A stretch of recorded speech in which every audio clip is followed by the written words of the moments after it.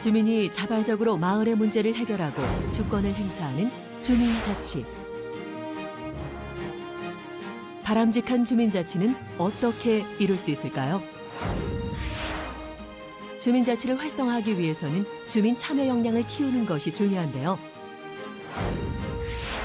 그러한 노력 중 하나로 2013년부터 읍면동 단위의 주민자치회가 시범 설치됐습니다. 주민자치회는 다수의 주민이 생활 밀착형 주민자치를 할 수 있도록 주도적 역할을 담당하고 있는데요. 현재 그 목적에 맞게 잘 운영되고 있을까요? 지난 2004년에 도입돼 2011년부터 모든 지방정부에 의무화된 주민참여 예산제도. 주민이 예산 편성 과정에 직접 참여함으로써 행정의 투명성 확보와 공정성을 높일 수 있는데요. 지역 정책을 집행하고 감시하는 주도적 역할을 할 수 있다는 점에서 중요한 제도입니다. 진정한 주민자치 실현을 위한 주민자치회와 참여예산제 역할과 개선 방안에 대해 알아봅니다.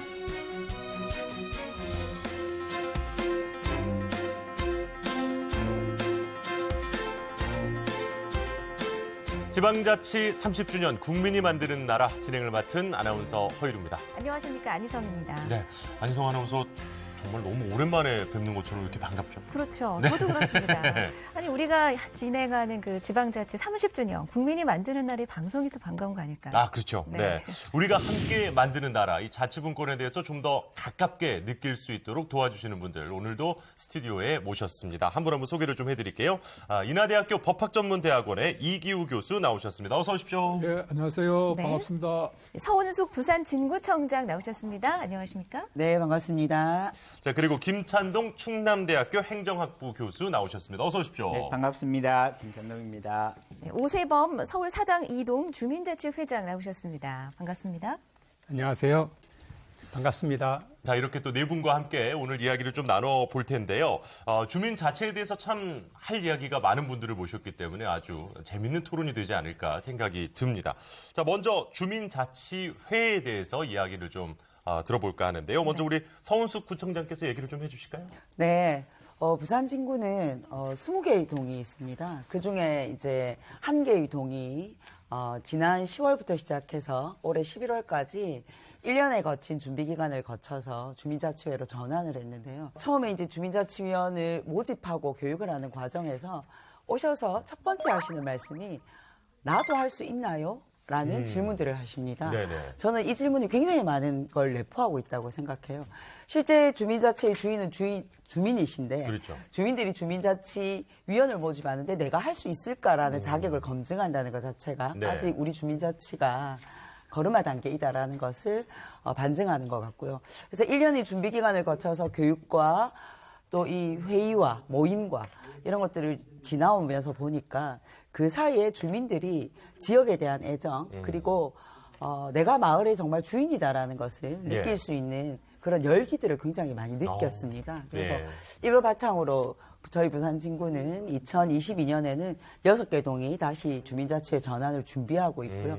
이 과정에서 주민들이 끌어오르는 이 열망들을 조금 더 다 잘 담아낼 수 있도록 할 계획입니다. 네. 오세범 동작구 사당 2동 주민자치회장께도 이야기를 좀 들어볼까요? 어떠십니까? 실제로 활동을 해보시면? 저희 서울 동작구에는 15개 동이 있는데 그중에 이제 저희 사당 이동을 포함해서 5개 동이 3년 전에 주민자치회로 바뀌었고요. 저희가 이제 올해 동작구 그 15개 동, 이제 10개 동도 다 바뀌면서 이 기대가 지금 굉장히 높습니다. 다만 올해 이제 코로나 때문에 직접 모이질 못하고 비대면 활동을 해서 좀 아쉬움은 있습니다만 어쨌든 지금 많은 기대와 열기가 지금 높은 상태입니다. 네. 그런데 이 주민자치회에 대해서 좀 비판적인 의견을 가지신 분들도 분명히 좀 존재를 하더라고요. 오히려 더 주민자치회가 맡고 있는 거 아니냐 이런 의견들도 있는데 이거에 대해서는 우리 오세범 회장께서는 어떻게 생각하십니까? 아이러니하네요. 예. 네. 그것은 약간 좀 오해가 있다고 생각이 드는데 우선 주민자치라고 하면 글자 그대로 표현하면 주민이 스스로 다스리는 모임 이런 뜻입니다.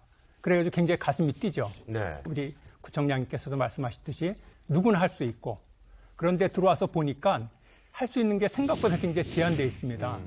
그래서 이제 기껏해야 그 읍면동에 이제 주민자치회관을 위스탁한다든가 또는 뭐 자치 발전을 위한 거 이런 건 당연한 거거든요. 그래서 생각보다 이름에 비해서 너무 할 일이 없구나. 예. 이제 이런 것 때문에 좀 실망해서 아주 심한 경우는 이거는 주민 자체 탈을 쓴 주민 가치다 이렇게 이제 표현하시는 분도 계시고 네, 네.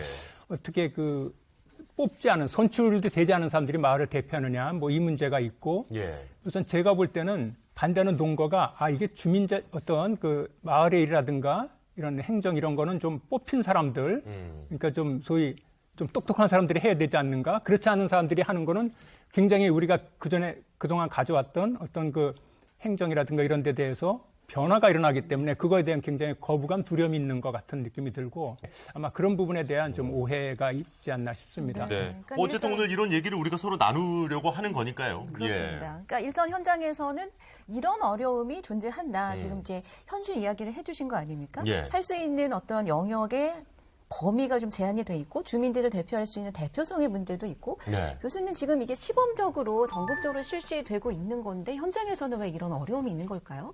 얼마 전에 한 3주에 걸쳐서 인천에서 이 주민자치에 관심이 많은 분들하고 토론을 했는데요. 네.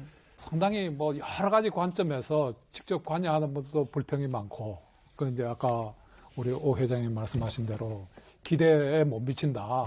난 뭐 무슨 대단한 일을 할 줄 아는데 들어가서 할 일이 없다. 예. 뭐 이런 불만부터 시작해서 왜 이렇게 지원을 안 하냐부터 이제 뭐 여러 가지 일할 수 없는 여건 뭐 이런 것도 많이 얘기가 됐고요. 왜 이런 문제가 생겼느냐 예, 예. 하는 근본 원인을 좀 보면 이 지방자치의 핵심은 풀뿌리 자체입니다. 그 우리가 이 비유적으로 얘기하면 이 인체나 생명체에서 세포에 해당되는 겁니다. 예, 예. 그런데 우리는 이제 과거에 이제 우리가 이 기초자치, 풀뿌리 자치를 가지고 있었어요. 그런데 이제 88년에 지방자치 실시를 이제 준비하면서 이거를 완전히 없애버렸어요. 네. 세포를 없애버렸어요. 그러니까 이제 우리나라에는 풀뿌리 없는 자치를 한다. 세포 없는 생명체다. 이러니까 영양 공급도 안 되고 이 산소 공급도 안 되고 노폐물도 이게 걸러지지가 않는 거예요. 네, 네, 네. 그러니까 이제 많은 사람들이 풀뿌리 자체를 해야 된다. 이러니까 이제 행안부에는 그건 할 생각이 없어요. 그러니까 이제 주민센터 이거를 관리하는 그거를 이제 주민자치위원회 네네. 이렇게 했는데 이게 한 10년 동안 해봤는데 안 돌아갔어요. 네네. 기대한 효과가 전혀 안 나타나요. 그래서 이제 주민자치회라는 걸 만들어서 2013년부터 지금 이제 8년째 시범 실시를 하고 있는 거죠. 근데 시범 실시를 해보니까 아까 오 회장님하고 우리 서구청장님은 굉장히 잘 돌아간다 이런 말씀을 하셨는데 참여하는 대부분의 또 사람들이나 또 참여하지 않은 사람들의 입장에서 보면 이게 생각이 전혀 다른 거예요. 네. 그래서 왜 이런 현상이 생겼을까? 이게 원래 이제 풀뿌리 자치는 이게 주민들의 참여하에 지방에서 필요한 행정도 직접 수행을 하고 행정 결정이죠. 그 다음에 이제 조례도 이 주민들의 직접 하거나 대표를 통해서 이렇게 하는데 이게 주민자치회라고 만들어서 시범 실시하고 이거는 명칭만 자치란 말이 들어갔지 실제로 그런 마을 계획을 구속적으로 한다든가 아니면 조례를 만든다든가 이런 권한이 전혀 없어요. 네. 그러니까 이제 그거를 위해서 참여했던 많은 분들은 실망을 하는 거고 또 그렇다고 해서 순수한 민간 활동을 하려고 하는 분들 예. 풀뿌리 운동하는 이런 분들이 많이 있어요. 이런 분들이 들어가 보니까 이거 관에서 이 주도해서 하고 민간이 주도적인 역할을 할 수 있는 그런 공간이 적다. 이래서 또 이제 그런 분들은 또 그런 분대로 불만이 있는 거죠. 네, 그러니까 중간에 약간 어중간한 그런 그렇죠. 입장이네요. 이게 명칭하고 기대하고 네. 그다음에 실제로 하는 역할하고 예. 현실하고 완전히 다른 거예요. 네. 거기서 이제 문제가 생깁니다. 그래요. 사실 지금 현재까지는 우리 지방자치의 최소 단위가 시, 군, 구다 보니까 더 이런 일들이 좀 발생을 하는 것 같은데요.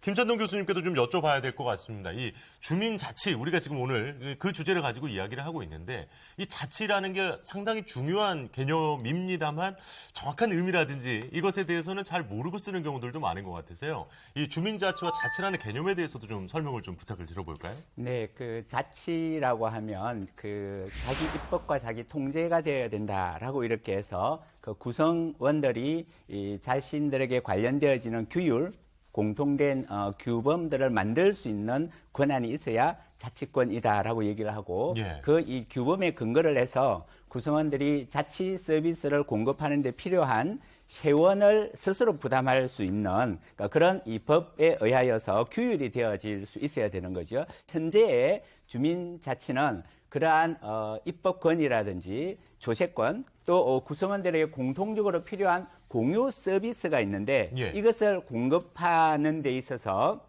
필요한 이런 구조 시스템이 안 갖춰져 있는 거죠. 그렇게 하다 보니 현재 주민자치회는 행정, 기존에 있어서의 시군구라든지 읍면동이 행정이 가지고 있는 사무와 예산과 또 그리고 거기에 있는 법적 권한을 받아서 참여하는 구조에 불과하다라고 하는 거죠. 예, 예. 그래서 이것이 주민자치회라고 하는 것이 자치의 외양으로서 주민총회라든지 그다음에 주민세 환급이라든지 심지어 주민 참여 예산에 대한 참여권까지도 이렇게 부여를 해줬는데도 불구하고 이것이 행정에 대한 의존이다. 그래서 이 문제의 본질에는 행정과 자치의 관계에 대한 문제가 들어있다라고 하는 네. 거죠. 그래서 아파트 단지에 보면 거기에 있는 주민들이 주민대표. 예. 이, 관리비도 내고 그렇죠. 그 관리비를 가지고 방범이라든지 주차장 관리라든지 엘리베이터 관리라든지 이런 공통된 서비스를 공급을 하고 있고 네네. 그거를 규율하는 것이 정관이다라고 하는 법적 구조를 만들어 놓은 거죠. 그래서 이런 구조를 안 갖춘 상태에서 주민자치회를 이렇게 하려고 하니 서울시 같은 경우에도 굉장히 앞서 나가는 그런 제도 구상과 설계를 했는데도 비판받는 것은 여전히 행정에 의존하고 있다라고 네. 하는 비판을 받는 것이라고 봅니다. 권한의 한계가 있기 때문에 지금의 주민자치회는 엄밀히 말하면 주민자치가 아니다라는 그런 말씀이에요. 참여이다라고 하는 거죠. 행정에 대한 참여에 대한 버전들이 굉장히 높아져 있는 것이다라고 하는 거죠. 그래서 우리가 자치를 하는 그 이유가 뭐냐 하면 민주주의, 국민 주권, 국민이 정말 주권자로서 나라를 만들어 나가는 것을 실천하기 위하여서 또 그러한 실천의 장, 교육의 장으로서 자치를 하고 있는 것인데 주민자치회의 지금까지의 한 10년, 20년 정도의 이런 위원회부터 시작해서 이 역사들을 이렇게 들여다보면 이게 끊임없이 동장이 가지고 있는 권한에 대한 참여에 불과하였다라고 하는 거죠. 그래서 주민자치회의 논의를 할 때 이게 관치의 문제를 해결하기 위해서 주민들의 대표성을 확보해야 된다라고 해서 총회라고 하는 제도적인 장치도 들어와 있는 것은 바로 이러한 이유들 때문이다라고 하는 것입니다. 예. 아무래도 역시 그 행정 결정이라든지 뭐 조례 제정이라든지 이런 직접적으로 할 수 있는 것들이 현실적으로 아직까지 이루어지지 않았기 때문에 이 한계에 대한 이야기를 좀 많이 해주셨는데 어떻게 그 직접 우리 오세범 회장님 같은 경우에서 참여를 하시고 있는 입장에서는 어떠세요? 좀 이런 이야기들에 대해서 좀 한계도 분명히 좀 느끼십니다만은 그럼에도 또 긍정적인 부분들도 있을 거 아니겠습니까? 지방자치법 및 지방행정체제 개편에 관한 특별법이라고 좀 길어서 그냥 특별법이라고 제가 말씀드리겠습니다만 여기 27조부터 29조까지 주민자치에 대한 근거가 있습니다. 현재. 그중에 27조에 보면 그 구성에 목적이 있습니다. 목적이 뭐냐면 풀뿌리 자치 활성화와 민족 참여의식 고양을 위해서 읍면동에 주민으로 구성되는 주민자치를 둘 수 있다.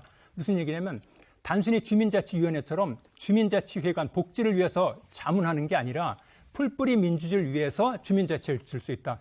목적이 굉장히 다른 것이죠.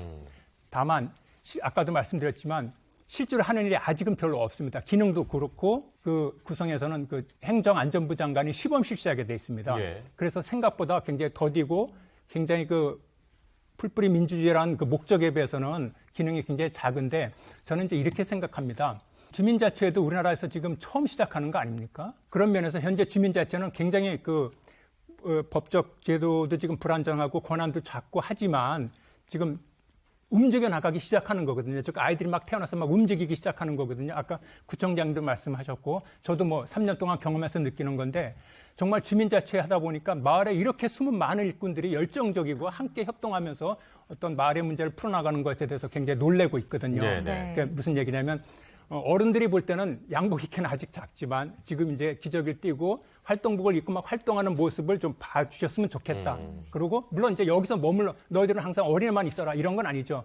다 사람이 성장하면서 크듯이 주민자치에도 충분한 그 주민들의 자치 활동을 통해서 저는 우리나라에서 훌륭한 주민자치가 이루어질 거라고 생각합니다. 네. 그럼 구청장님 어떻습니까? 부산 진구에서도 이런 자치 활동이 좀 많이 활성화되고 있나요? 네, 부산 진구뿐만 아니라 전국적으로 비슷한 상황일 거라고 생각합니다. 이제 이계우 교수님 말씀하신 것처럼 이게 역사적 상황을 살펴보면 풀뿌리나 주민자치는 사실은 아래로부터 이렇게 올라와야 되는 것인데 이게 민주주의라는 개념이 도입되면서 원래는 이 단체 자치가 아주 강화되어 있는 상황에서 민주적 운영을 하기 위해서 주민자치의 필요성들이 부각되기 시작한 것이죠. 이 주민자치회가 활성화되기 이전에 주민들은 구청이나 주민센터에 자기의 민원을 얘기하는 민원인입니다. 예. 우리가 이런 어려움이 있으니까 해결해 주세요라는 민원인인데 주민자치회를 구성해서 지역의 문제를 돌아보고 지역을 다녀보고 수기를 하는 과정에서 이 문제는 우리가 구청이나 동에 맡겨야 될 문제가 아니라 우리가 스스로 해결할 수 있는 여지가 있다. 네네네. 라고 생각하는 것 자체가 저는 굉장히 큰 변화라고 생각합니다. 그래서 우리가 지금 이 단체 자치가 아주 강화되어 있는 현실이긴 하지만 네. 이 과정에서 주민들을 민원인으로 만들지 않고 예. 실제로 자기 주권을 가지고 있는 실질적인 주민으로 만들어 나가려고 하는 이 과정과 시도와 노력들이 저는 결국은 풀뿌리를 강화시켜 나가는 그 중간에 있는 네네.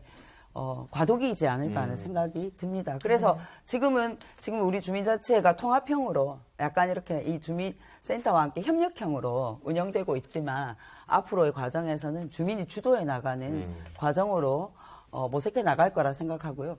주민들의 자치력을 조금 더 높이면서 네네. 권한을 더 확대해 나가는 방향으로 운영할 수 있는 장점도 있는 것 같습니다. 주민들의 역량이 그만큼 커지겠네요. 그렇죠. 네. 제일 참 재밌는 것은 제일 처음에 이제 교육을 받으러 오셨을 때, 이 주민들의 발표 태도와 1년이 지나고 난 이후에 주민총회에서 지역의 의제를 발표할 때 주민들의 태도가 확연하게 달라진다는 것입니다. 연습을 통해서 이거 느는 그렇죠. 거죠. 예. 연습과 그 과정에서의 훈련을 통해서 교육이라는 게 참 무섭다라는 생각을 많이 하게 됩니다. 그만큼 그래서 성장해 나간다는 거 아니겠습니까? 네, 맞습니다. 그래서 두 분 교수님이 주신 걱정과 우려도 있지만 또 현장에서는 그 걱정과 우려를 넘어서는 현장의 어떤 이 활발한 움직임들을 저희는 또 중요하게 생각하고 주목해야 되지 않을까 생각합니다. 주민이 정책 결정의 중심이 되는 이 풀뿌리 주민자치가 실현되는 과정 중에 지금 우리가 있는 거잖아요. 그렇죠. 네. 그래서 현재 주민자치회를 규정하는 법적 근거를 한번 살펴봤습니다. 네. 아까 자치회장님께서도 잠깐 언급을 해주셨는데 지방자치분권 및 지방행정체제 개편에 관한 특별법에 따르면 27조에 풀뿌리 자치의 활성화와 민주적 참여의식 고양을 위하여 읍면동에 해당 행정구역의 주민으로 구성되는 주민자치회를 둘 수 있다. 이렇게 규정하고 있고요. 네. 또 29조 4항에는 행정안전부 장관은 주민자치회의 설치 및 운영에 참고하기 위하여 주민자치회를 시범적으로 설치 운영할 수 있으며 이를 위한 행정적, 재정적 지원을 할 수 있다. 이렇게 규정하고 있습니다. 그러니까 현재 주민자치회의 법적 근거가 이렇습니다. 네, 근데 참 이 할 수 있다 이 표현이 좀 묘합니다. 안 할 수도 있다는 그러니까요. 건가요? 할 수 있다라는 게 해라와는 완전히 다른 얘기인데. 해야 된다는 아닌 거죠. 그렇죠. 네. 예. 김사동 교수님께 좀 여쭤보고 싶은데요. 이 규정 어떻게 생각하십니까? 네, 주민자치와 관련하여서 법적 규정이 있느냐 없느냐는 굉장히 중요한 차이가 있습니다. 네. 처음에 2000년도에 주민자치위원회를 제도 설계할 때에 있어서는 주민자치니까 주민들이 스스로 하는 거니까 임의단체로 두자라고 해서 우리 한국의 지방자치법이라든지 법적 근거가 전혀 없었다라고 하는 것이죠. 네. 그렇게 되다 보니 어떤 문제가 생겼냐 하니까 동장에 정말 자문기구에 불과한 그러한 형태가 되어졌던 한계를 극복하기 위하여서 지금 말씀하셨던 이 특별법이 제정이 되어졌던 거죠. 물론 이 특별법이 제정이 되어질 때 정말 주민자치를 제대로 하자라고 하는 목적을 가지고 이 법이 만들어졌으면 좋은데 그렇지가 않고 지방행정체제 개편이다라고 하는 시와 군을 통합해서 보다 효율적인 행정을 해보자라고 하는 방향으로 이 법이 만들어지면서 예. 그렇게 되다 보니 우리 한국의 지방자치가 너무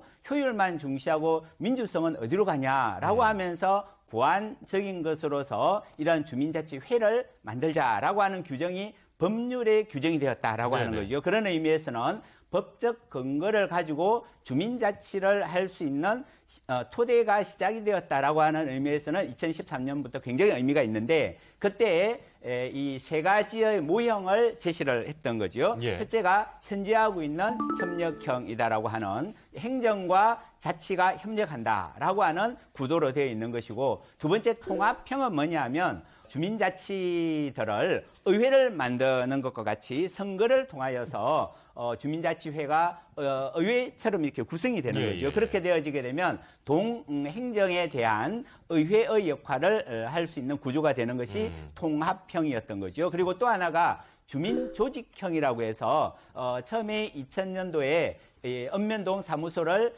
IMF 때 폐지하자라고 그리고 시군구 중심으로 행정을 하자라고 했던 것이니까 네. 이거를 주민들에게 완전히 돌려줘서 주민들이 스스로 자치를 할 수 있는 걸린 정부를 만들 수 있는 정도의 그러한 자치를 하자라고 하는 것이 주민조직형이었던 거죠. 이 세 가지를 제시했지만 두 가지 통합형과 주민조직형은 현재 우리의 법제나 상황에 맞지 않다라고 하여서 중단시켜버렸고 현재 하고 있는 협력형만 운영을 하게 되어졌던 거고 그리고 그것도 시범 실시를 이렇게 하자라고 이렇게 되어 있었기 때문에 주민자치를 제대로 할 수 있는 여러 다양한 이런 모형들을 다 실시하지 못했던 그러한 이 결정에 문제가 있었다. 주민자치 정책에 있어서의 문제가 있었다라고 이렇게 이야기할 수가 있을 것 같습니다.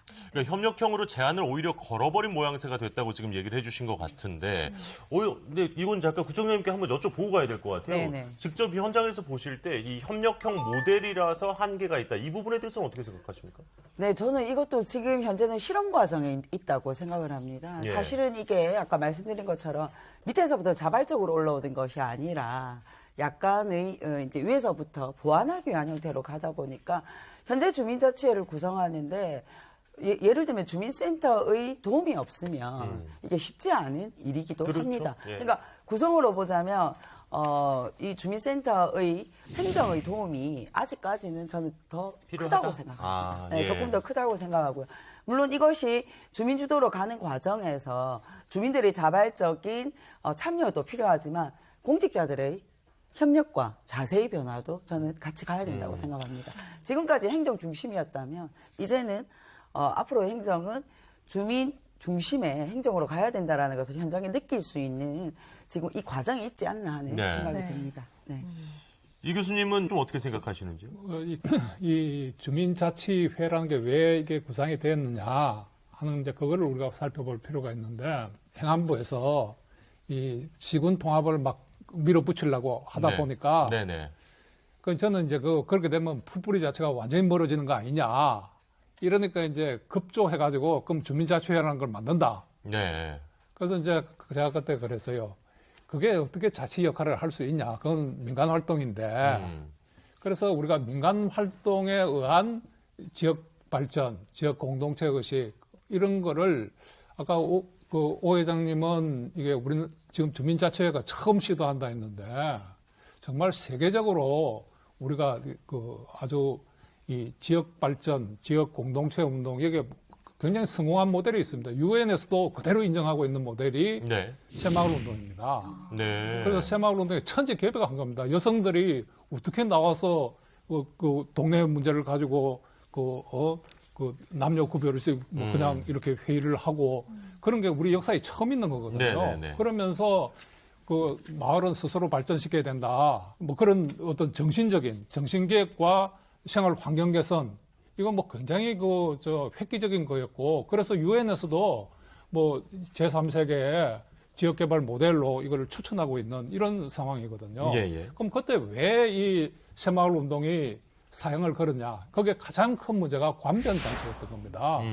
그래서 이제 그걸 다시 이제 민간 활동으로 전환을 했잖아요. 예.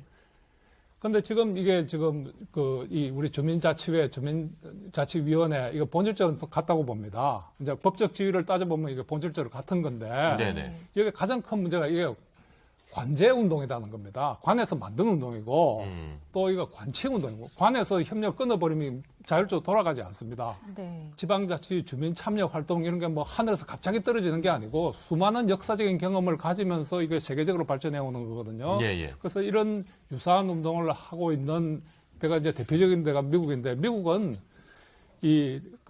근린 단체라 그러죠. 근린 단체 활동, 뭐 근린 협회라고도 할 수 있고 이거는 민간인들이 이 비영리 단체를 만들어서 거기서 회원들로 회비를 걷어가지고 자기들이 임원들을 뽑아가지고 이렇게 자발적으로 동네 마을 발전을 위해서 노력하고 있는 거거든요. 네네네. 일본도 주민들의 한 20% 정도가 자발적으로 가입을 하고 1년에 뭐 1,000엔 미만의 회비도 내가지고 그 돈을 기반으로 해가지고 운영을 하는 거거든요.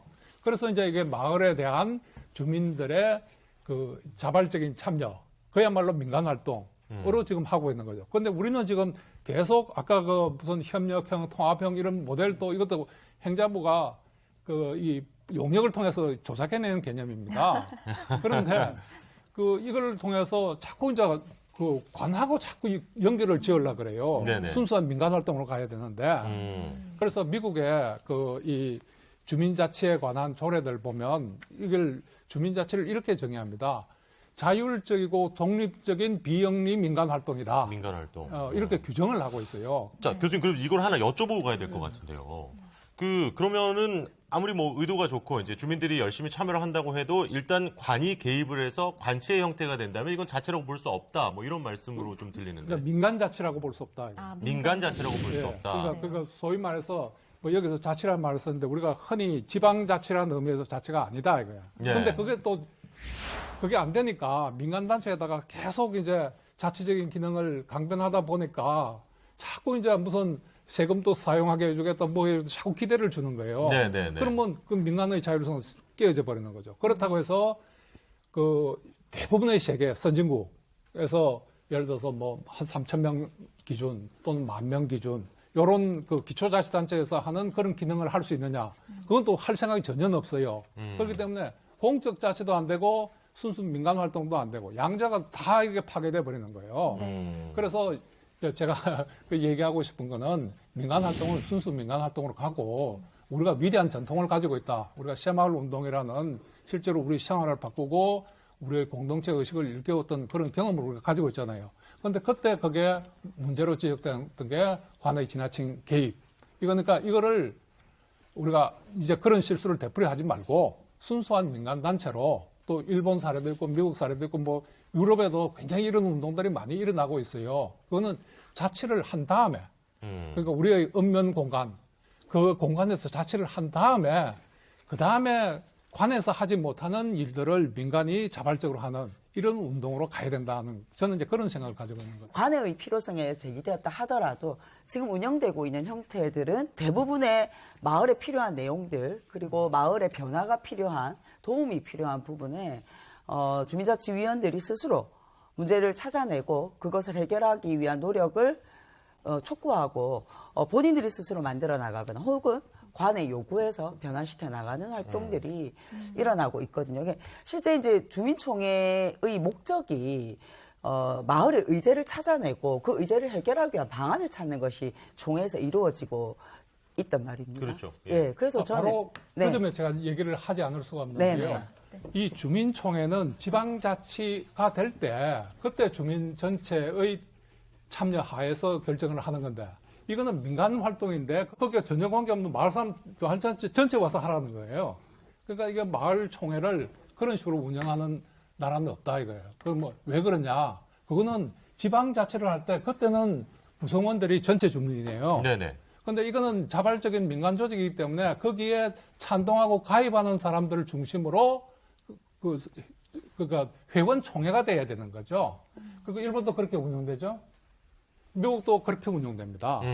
근데 이제 우리는 내가 지나가다 보니까 막 방송으로 주민총회 날이니까 뭐 참여하세요 뭐 이렇게 막 하는데 네네. 네. 이거는 그렇다고 실제로 하려는 일하고 이제 너무 차이가 나는 거죠. 그러니까 이렇게 가면 이게 오래 지속이 못 된다는 거예요. 민간단체는 순수한 민간단체로 가고, 그 다음에 이제 정말 우리 마을에 그 불이 나면 어떻게 할 거냐, 그 다음 쓰레기는 어떻게 치울 거냐, 뭐 이런 문제들은 공식적으로 결정해. 이게 그야말로 지방자치로서 이루어져야 된다는 거죠. 양자를 결합시킬 수가 없는 거예요. 이거는 하나의 그 사회적 자본은 되지만 네네. 그게 공적인 자치는 아니라는 거예요. 그 양자를 구별해서 양자를 다 활성화시켜야 되는 겁니다. 어느 한 가지를 죽여놓으면 다른 쪽도 기능을 충분히 할 수 없다. 이런. 네, 두 김철도 개를 교수님. 좀 정리를 하면 풀뿌리 자치다라고 할 때 민간 영역에 있어서의 다양한 공동체들의 자치로 봐야 되는 거고 여기에 대해서는 행정이 굳이 개입할 필요가 없는 거죠. 다양하게 구성원들이 모여서 회비도 내고 그 목적에 맞는 사업들을 위하여서 임원도 뽑고 이렇게 사업을 전개할 수가 있는 건데 이런 것들이 잘 깔려 있어야 사실은 지금 우리 행정이 지금 하려고 하는 것은 공공의 목적을 가진 운영체인 거죠. 이런 네. 운영체를 하는 데 있어서 이 공동체 자치라고 하는 것이 쫙 풀뿌리가 깔려 있어야 되는데 우리는 이게 잘 없는 상태에서 새마을 운동을 할 때에는 농촌 지역에 아주 공동체가 잘 조성이 되어 있었는데 그 이후에 우리 지금 한국이 도시에 살고 있는 사람들이 거의 80~90%가 이렇게 되어져 가고 있는 상황 속에서 도시에는 공동체가 사라져 버렸다라고 하는 거죠. 그러니까 여기에서 우리가 공동체의 자치를 요구할 수가 없었다라고 하는 이 한계,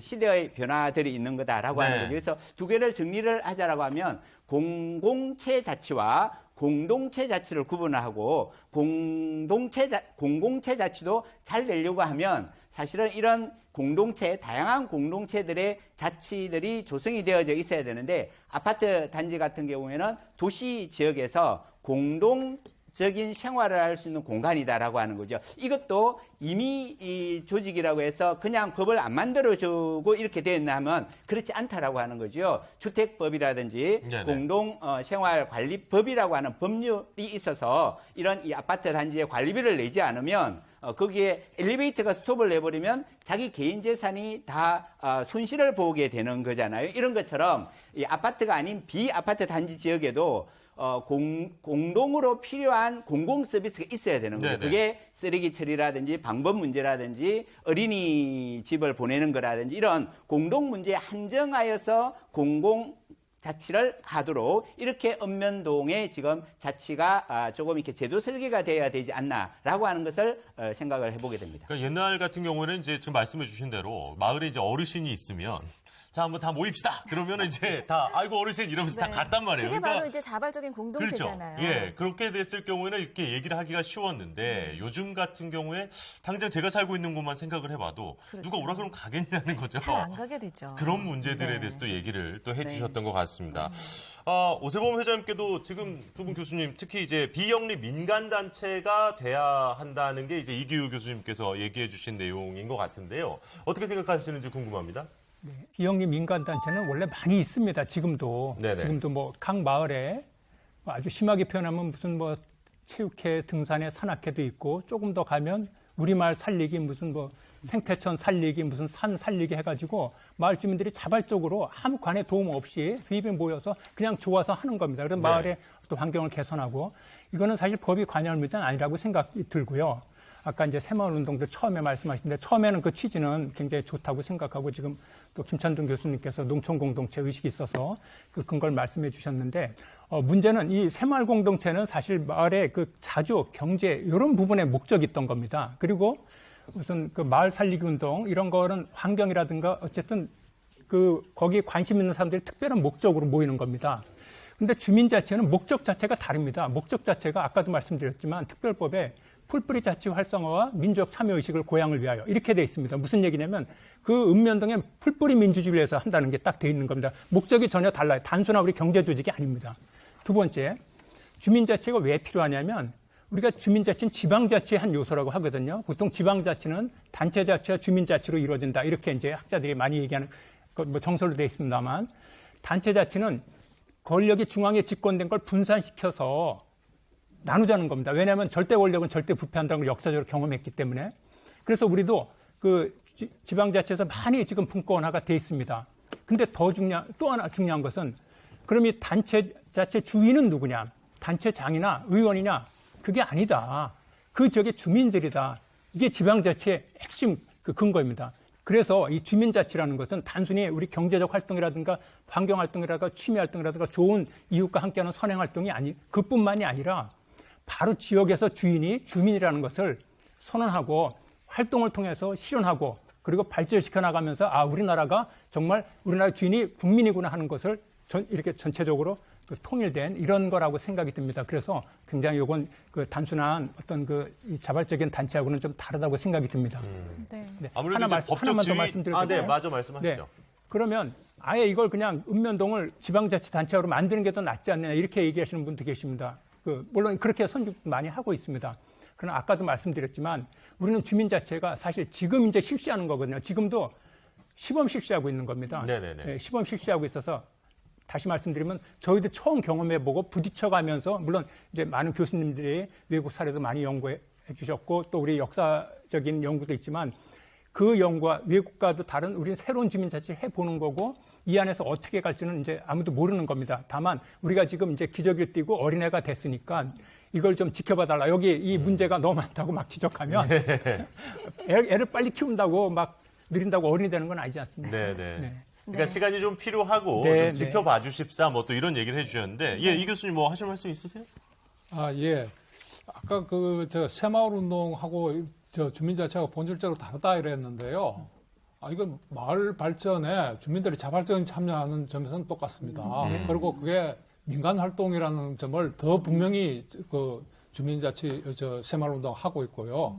근데 이게 그때 이제 우리가 비판을 받았는데 자꾸 이제 동원되고 네네네. 이런 무조건 가야 됐잖아요. 비판을 받았죠. 네. 그런데 지금 주민자체도 똑같은 관변단체, 관제단체이기 때문에 그런 위험을 가지고 있습니다. 약간 이 관변단체, 관제단체라는 이 용어가 주는 약간의 거부감 때문에 더 조금 회장님께서는 얘기를 그래서 하시는 것 이거를 같아요. 그럼 또 지금 근본적인 문제가 지금 그 주민자체 회원이 30명, 50명 이렇잖아요.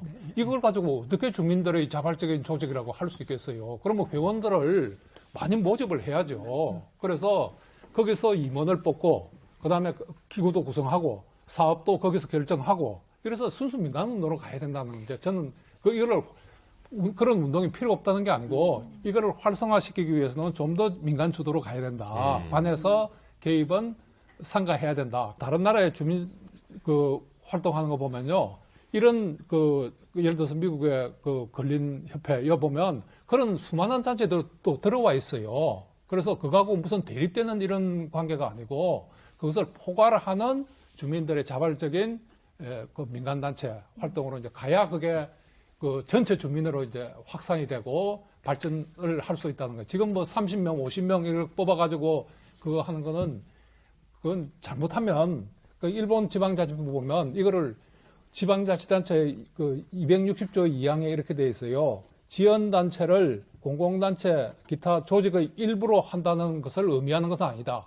이거를 지원하고 업무를 위탁한다고 해서 그걸 단체의 기관으로, 지방자치단체 기관으로 하는 게 아니거든요. 이거는 어디까지나 민간단체 활동으로 인정을 하는 겁니다. 네. 그렇게 가야 바람직하게 원래 의도한 게 되고요.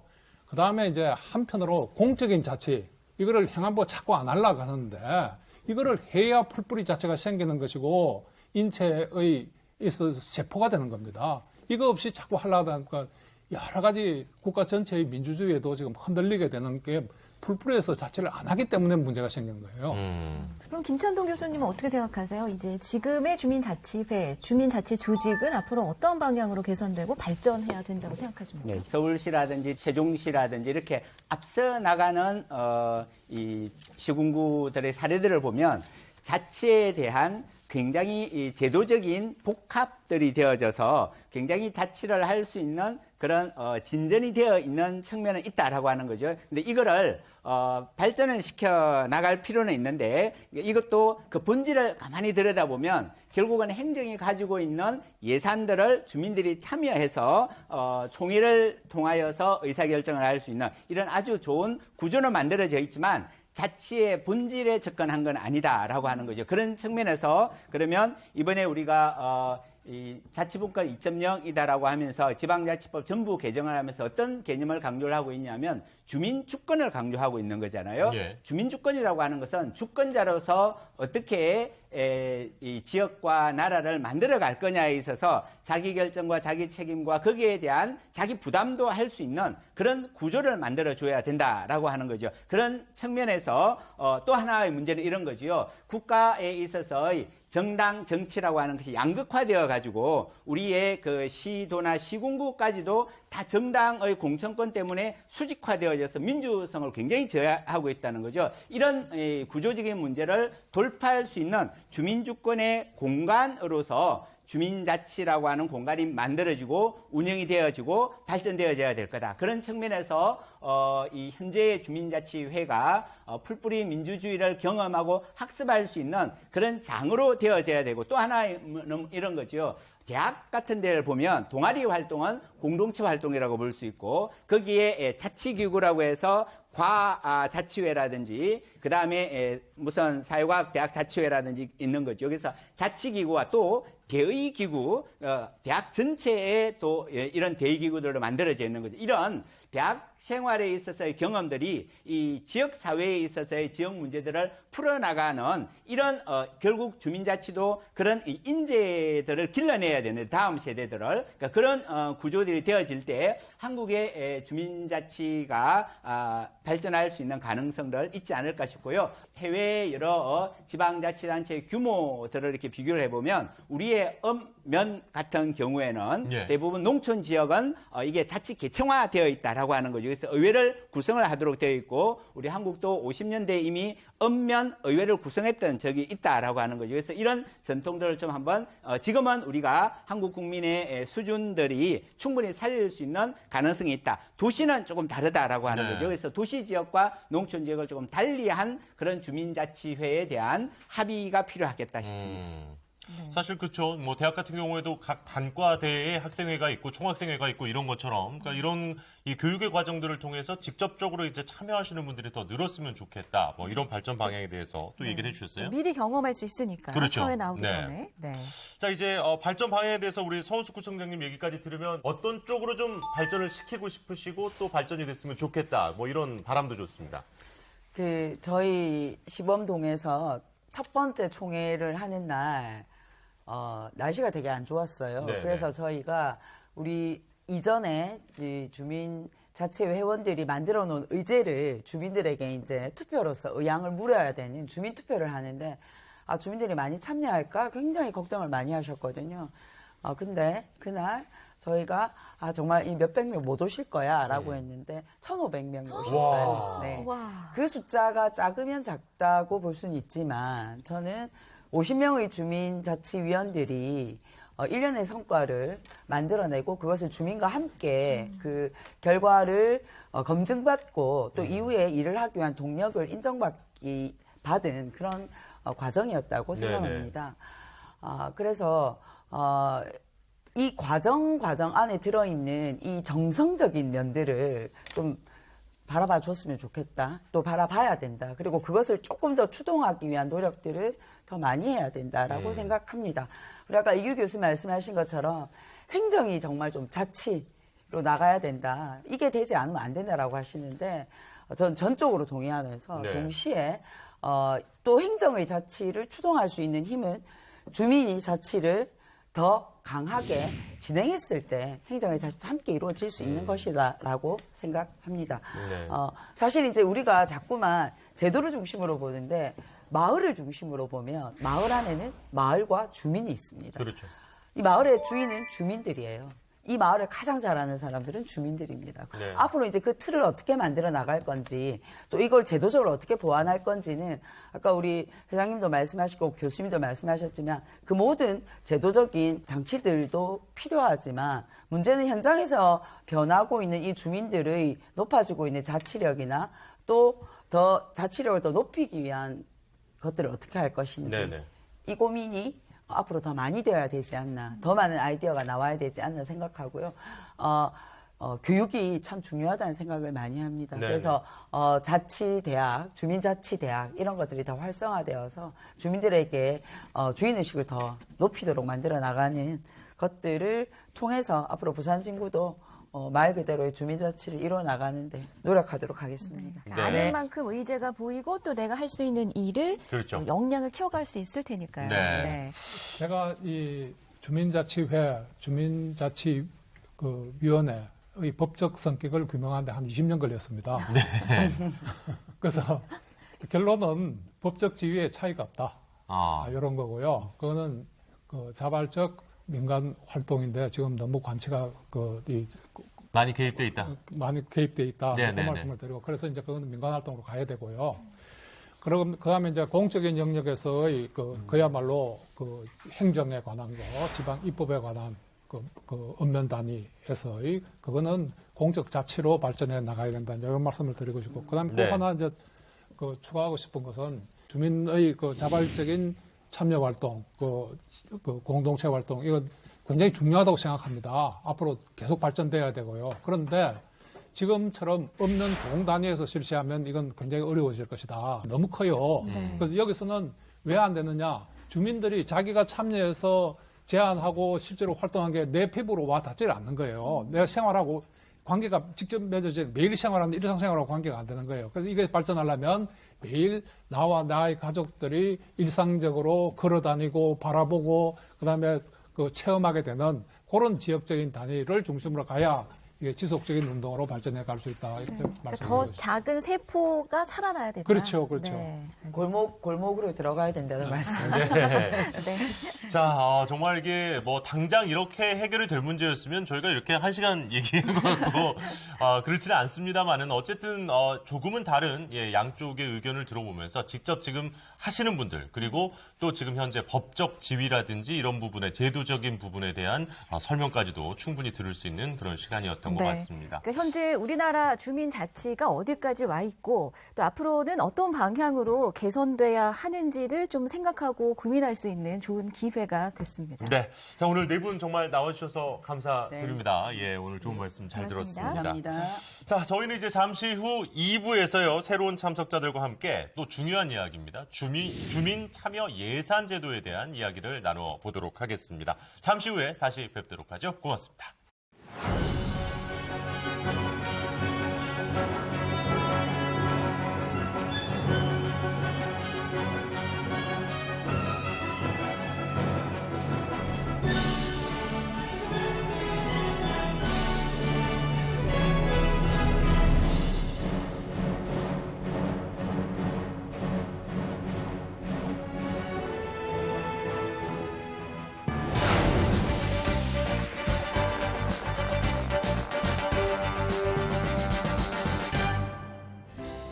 지방자치 30주년 국민이 만드는 나라 2부가 시작이 됐습니다. 우리가 결정하는 지역 살림 주민 참여 예산 제도로 다시 인사를 드리겠습니다. 한 번 더 인사드릴까요? 예, 안녕하세요. 아나운서 허유루입니다. 네, 안녕하십니까. 안희성 아나운서입니다. 네.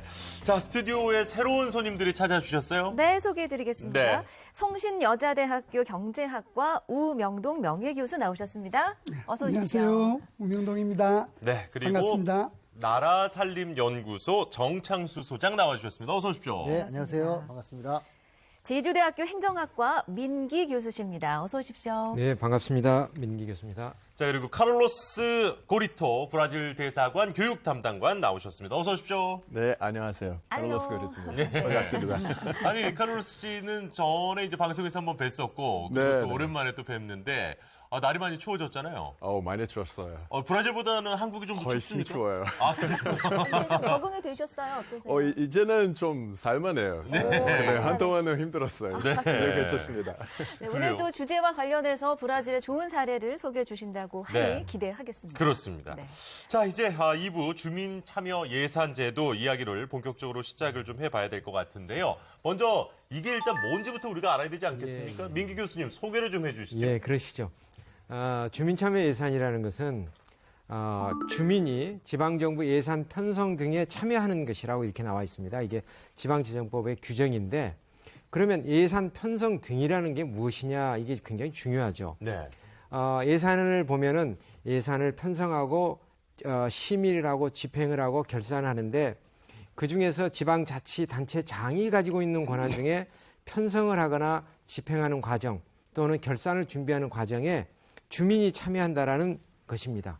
우리 동네에 100억짜리 도시공원을 하나 만든다라고 생각해 보시자고요. 그러면 네. 예산서상에는 100억이라는 돈이 잡혀 있지만 사실 이것은 도시환경 조성에 대한 사업이고 정책입니다.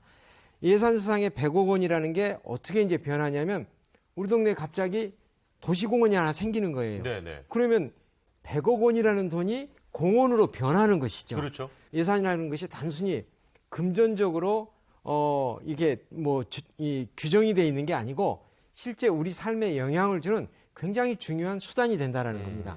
그런데 이제 주민이 또 예산 집행 과정에 참여를 한다는 얘기는 무슨 얘기냐면 이런 사업을 적기에 정말 2월에 필요하면 2월, 3월부터 시작을 하는지 네. 이런 데서도 참여를 하고 이 예산이 적정하게 또 집행이 됐는지 이런 과정에 주민이 참여하게 된다면 지금보다는 훨씬 예산이 주민의 선호에 맞고 주민의 요구를 충족시킬 수 있는 그런 예산으로 이제 사용을 하게 되는 것이죠. 이게 주민 참여 예산에 보면은 가장 키포인트라고 볼 수 있는 것입니다. 그러니까 네. 필요도 주민이 결정하고 감시도 주민이 직접 하고. 근데 결국 그게 또 내가 낸 세금 아니겠습니까? 그렇죠. 예, 그러니까 예. 내 세금이 어떻게 예산 편성되고 집행되는지 내가 참여할 수 있다. 그렇죠. 굉장히 예, 예. 신나는 일 중에 하나인 것 맞습니다. 같은데요. 예, 예. 네. 근데 그 지방 재정 또 지방 재정 예산이라는 건 또 기본적으로 기업 예산과는 철학이 다르지 않겠습니까? 그렇죠. 뭐 예. 수익성을 창출하고 이윤을 극대화하는 그런 가치가 아니라 어디까지나 정말 주민을 위해서 수립되고 주민을 위해서 쓰여져야 한다는 그런 특수성이 생기는데요. 그런 특수성과 연결을 해볼 때 이런 주민 참여 예산제는 교수님 왜 필요한 걸까요? 이제 오늘날 우리가 살고 있는 소위 말하는 대의 민주주의, 이런 그 민주주의 속에서는 우리가 단체장도 뽑고 의원도 뽑아서 우리들의 생활에 어울리게 살림살이를 꾸려주세요 하면서 이렇게 맡겨놓은 거거든요. 그렇죠. 그러니까 예산을 편성하는 이 집행부나 그리고 예산을 심의결하는 의회나 모든 일이 우리가 맡겨놓은 사람들이 하는 거기 때문에 제도적으로 주민들이 참여할 그 공간이 크지 않은 거예요. 그렇죠. 네. 그런데 이렇게 맡겨놓은 사람들이 이게 일단 당선이 되고 나면은 그 자리에 올라가게 되면은 개인의 사적인 이익을 추구한다든지 자기 당의 이익에만 몰두한다든지 이렇게 해서 주민의 이해와는 원래 의도했던 바와는 이렇게 거리가 있는 모습이 자주 일어나게 돼 있어요. 네. 그런 모습을 이렇게 흔히 말하는 도덕적 해이 뭐 이런 얘기가 이제 거기에 해당되는 건데요. 예, 예. 이런 일이 일어나면서 주민들이 이래서는 안 되겠다. 이제 이 살림살이 전 과정을 우리가 이렇게 맡겨는 뒀지만은 우리가 그 구석구석마다 한번 이렇게 살펴보면서 이제 잘하고 있는지 이제 경우에 따라서는 우리가 참여도 하고 이렇게 해서 등장하게 된 것이 참여 예산 제도라고 해서 지방 정부의 살림살이가 좀 더 이렇게 주민 친화적으로 이루어질 수 있게 해주기 위해서 등장한 제도라고 보시면 되겠습니다. 네. 사실 이게 말씀해 주신 대로 이 맡겨둔 거지 이거를 그냥 쓰라고 준 돈은 아니거든요. 우리 세금인데. 네. 예. 그렇다 보니까 주민들이 참여하는 이 주민참여 예산제도가 더 중요하다 이렇게 말씀을 또 해주셨는데요. 그렇다면 우리나라에서는 언제부터 이 주민참여 예산제도를 시작하게 됐는지 우리 정상수 소장께서 좀 소개를 해주실까요? 네, 아까 우 교수님 말씀하신 것처럼 나라 살림, 그러니까 지역 살림을 결정하는 그런 과정에서 여러 가지 문제가 있었습니다. 그래서 네. 95년에 지방자치가 이루어지고 난 다음에 좀 더 주민들이 직접적인 어떤 민주주의를 해보고 싶다, 직접 민주주의를 해보고 싶다라는 요구가 있었는데 때마침 브라질 쪽에서도 네. 90년대 이런 주민참여예산 제도가 시행되는 걸 보고 오. 시민단체들이 막 이제 요구를 한 거죠. 그래서 최초로 광주 북구에서 먼저 이 시범적인 주민참여예산 제도가 시작이 됐고요. 예. 그리고 난 다음에 이제 이걸 중앙정부에서 보고 이제 행안부나 이쪽에서 그렇다면 한번 이걸 전국적으로 한번 확산시켜 보자. 네. 2003년도부터 그 예산 편성 운영 기준이라는 게 있습니다. 그러니까 예산을 짤 때 그 지역에서 예산을 짤 때 이런 어떤 기준을 통해서 하라고 하는 그런 권장 지침이 있는데 예. 그때 이제 주민참여 예산을 권장하는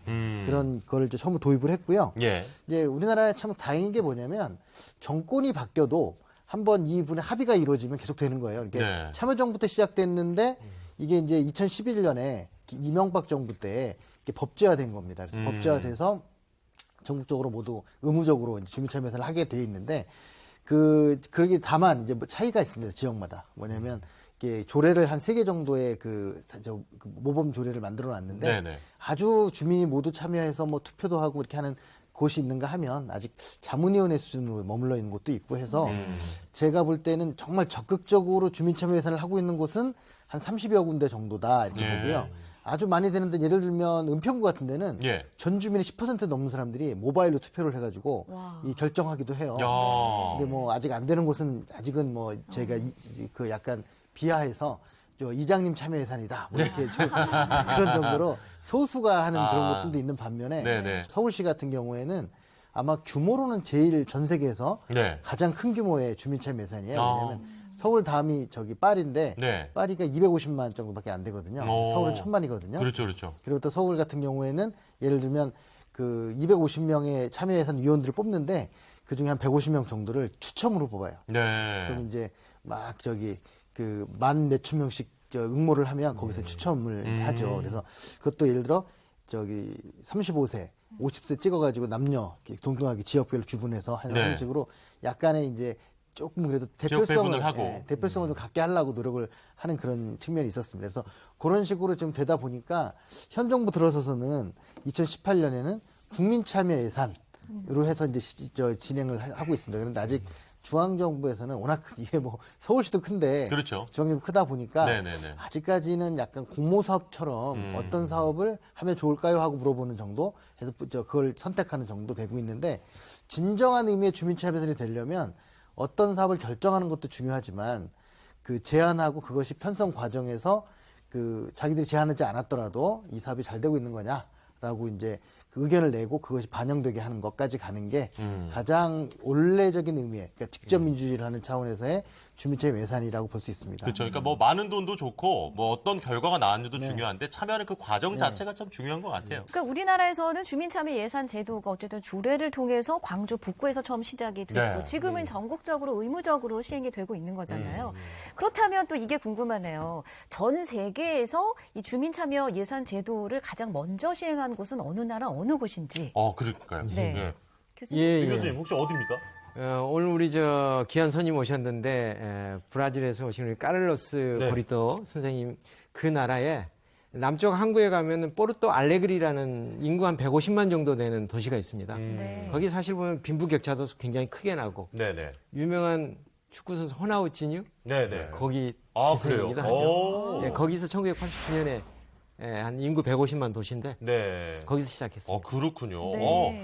우리 카를로스가 그럼 그쪽 잘 아시나요? 워낙 브라질도 땅이 커가지고. 맞아요. 제가 포르투갈에서 5년 동안 살았으니까 직접 그래요? 거주를 하셨어요. 제2 고향이라고 생각합니다. 네, 그렇군요. 네, 거기서는 주민 참여 예산제는 먼저 생겼고 그리고 나중에 유럽, 미국, 여기 아시아, 대한민국까지 왔어요. 조금 더 자세한 이야기 화면으로 준비해봤습니다. 그래요? 예. 좋습니다. 그럼 일단 영상 한번 보고 계속해서 이 이야기 나눠보도록 하겠습니다. 남아메리카에서 가장 큰 나라, 인구 2억 1천만의 브라질. 브라질 가장 남쪽에 위치한 도시 포르토 알레그리에서 1989년 직접 민주주의를 상징하는 특별한 제도가 만들어졌는데요. 당시 브라질은 지방정부의 부정부패와 심각한 빈부격차, 불평등으로 인해 주민들의 생활이 열악한 상황이었습니다. 이를 해결하기 위해 주민 스스로 필요한 곳에 지방정부의 예산을 결정할 수 있는 주민참여예산 제도가 도입됐습니다. 참여예산제는 지역 주민들이 모여 의견을 나누는 지역총회에서 시작하는데요. 17개의 지역총회에서 지역에 가장 필요한 의제를 정하고 6개 주제별 회의를 열어 투표를 합니다. 또한 주민 직접 선거로 대의원과 평의원을 선출하고 대의원들은 회의에서 논의된 주민의 의견을 모아 시로 전달하는 역할을 하는데요. A força do orçamento participativo de Porto Alegre é o seu espírito comunitário.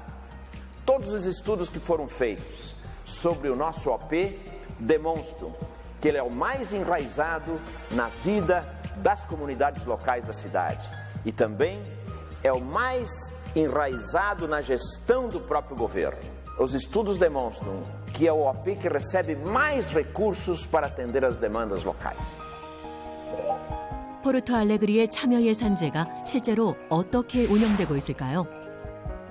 이곳 마을 주민들은 통행의 불편을 해결하기 위해 여러 해 동안 도로 포장 작업을 논의했습니다.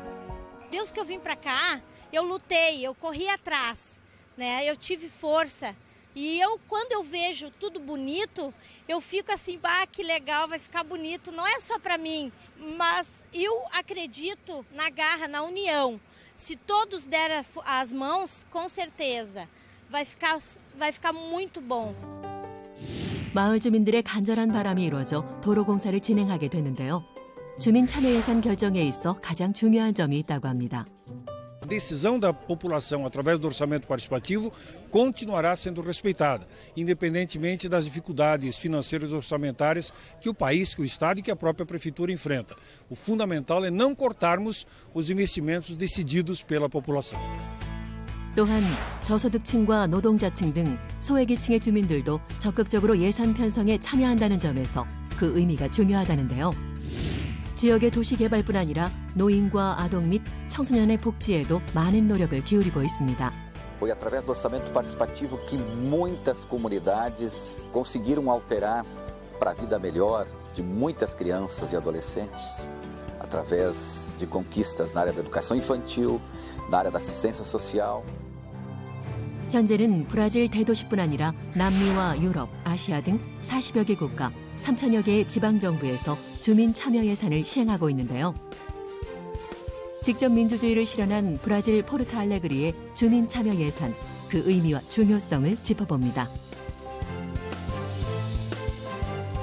이 포르토 알레그리 시에서 주민참여 예산제가 시행된 게 벌써 30년이 네, 넘었네요. 그러니까요. 예. 와, 와, 주민... 도로, 내 동네 도로는 내가 깔겠다. 약간 이렇게 되게 자신감 있는 네. 그 여성분의 모습도 상당히 인상적이었습니다. 네, 아주 삶의 질이 올라가는 게 바로 눈으로 확인되는 것 같습니다. 네. 아주 주민들도 적극적으로 참여를 하시죠. 그러니까요. 네. 예.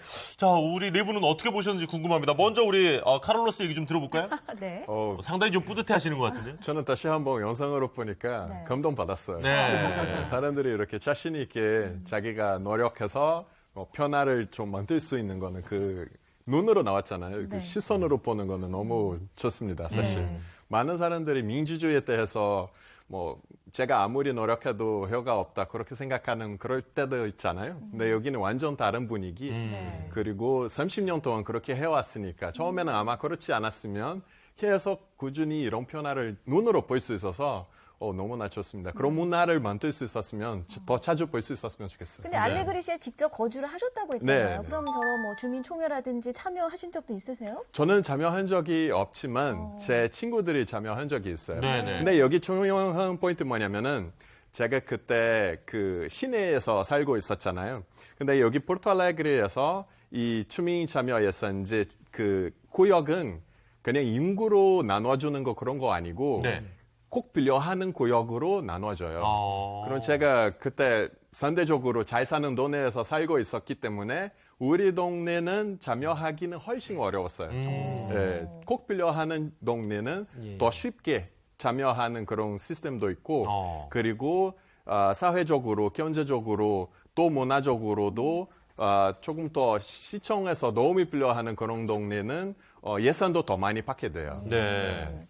그러니까 전 세계적으로 사실 이 빈부격차라는 문제가 엄청난 이 사회 문제로까지 지금 그렇습니다. 이어지고 있는데 그것에 대한 또 좋은 대안이 될 수도 있겠다라는 생각도 우리 칼로스 씨 얘기를 들으니까 또 생각이 드네요. 네. 예. 교수님은 어떻게 보셨습니까? 예. 이게 이 지역 주민 참여 예산제도 그러면은 주민들의 참여를 어떻게 끌어내느냐가 매우 중요한 계기가 될 텐데요. 이 알레그레 시의 경우를 보니까 그동안 이 정부에 의해서 이게 부정부패로 인해서 지역 간의 갈등이 심해지고 그래서 그 주민들의 그 현실적인 생존 욕구가 이게 주민 참여 예산 제도라는 형태로 이렇게 승화됐다는 게 참으로 아주 인상적이었어요.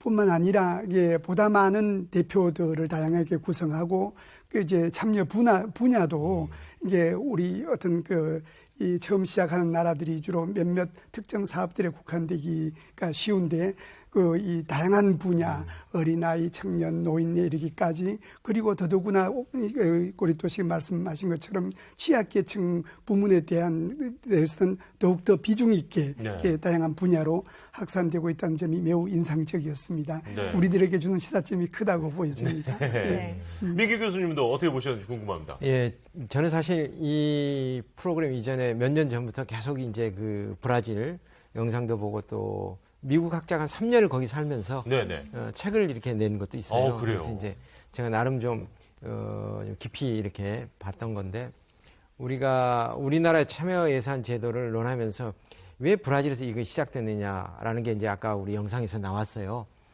뭐냐면 당시가 89년 이전에는 뭐 시장이나 의회의원들이 정말 주민 아까 특히 소외계층 주민이 원하는 쪽에 예산을 배분하는 게 아니고 표가 되는 쪽에 예산을 배분하는 이런 격차가 굉장히 컸던 겁니다. 사실상 참여 예산의 가장 중요한 거는 시장이 권한을 내놓는 겁니다. 그렇죠. 그렇죠. 이 시장이 권한을 내놓는 겁니다. 내놔서 특정한 분야의 예산을 주민의 선호에 맞게 결정하겠다. 내 선호가 아니고 내가 득표가 되는 데가 아니라는 것이죠.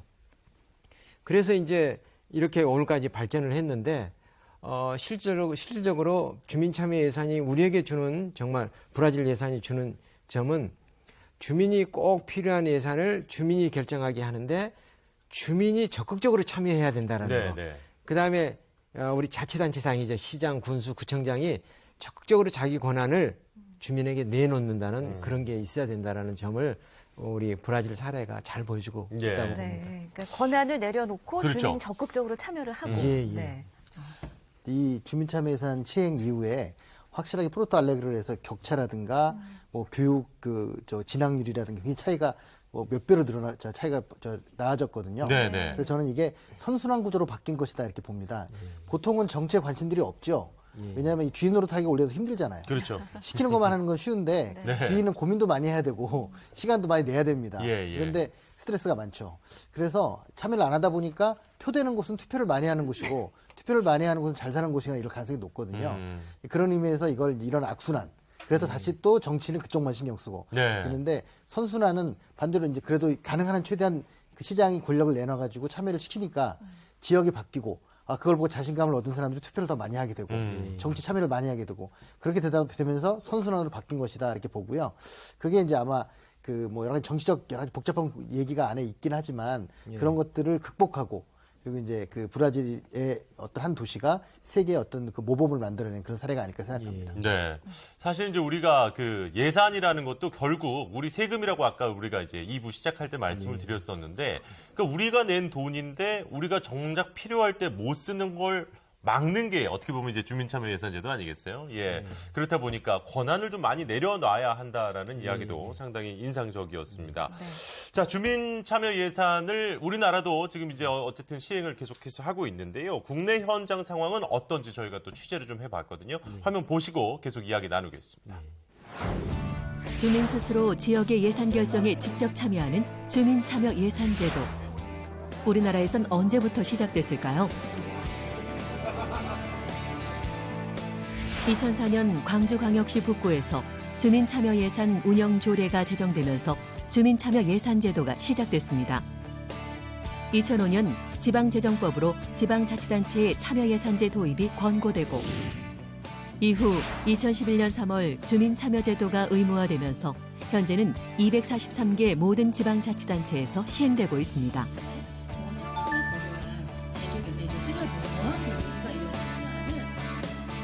주민참여예산제는 주민 누구나 참여할 수 있는데요.